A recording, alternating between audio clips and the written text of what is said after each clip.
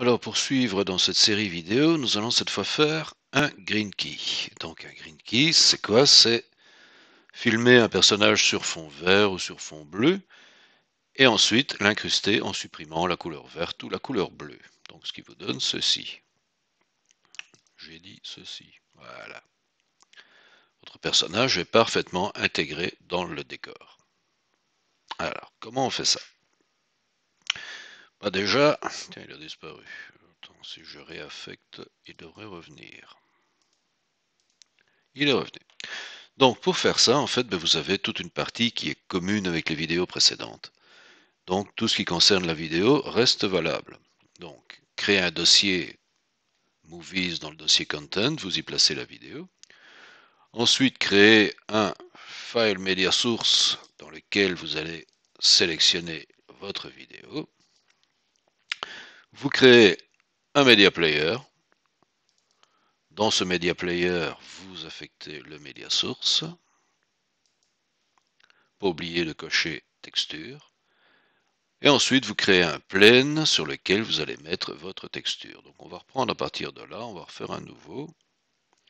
Je prends un plane que je remonte joliment.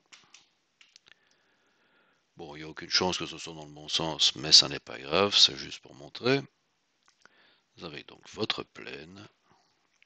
Et je vais créer un nouveau Media Player, comme ça je recrée une structure en même temps.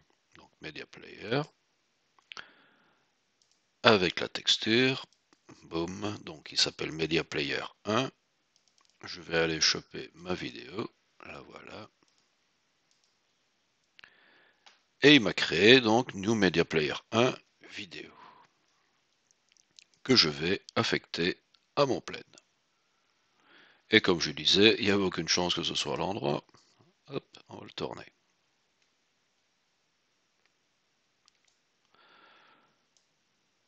Oups et oups. Bon, mais pour bien faire, il faudra un peu tirer dessus aussi. Boum.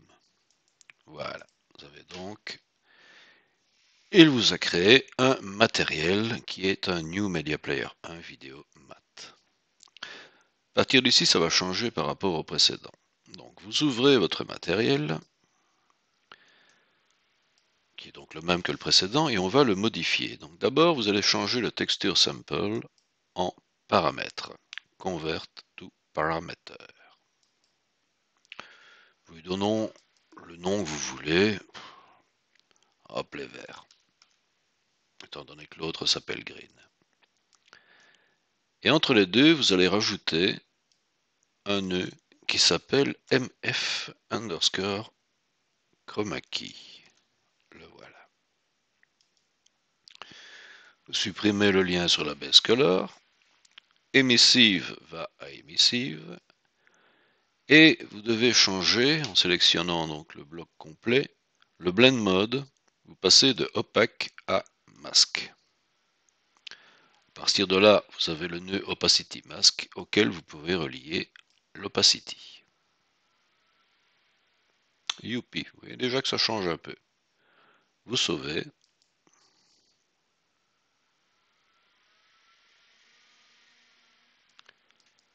Vous retournez ici.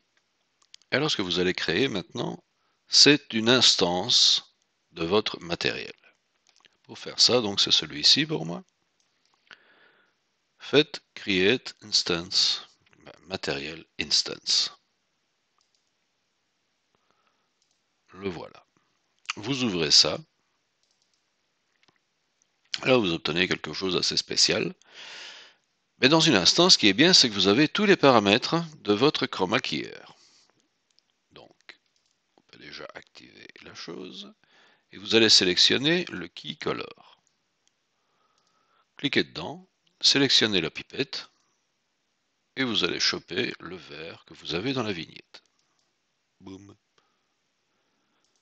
Et là, on s'aperçoit que ça devient déjà nettement mieux.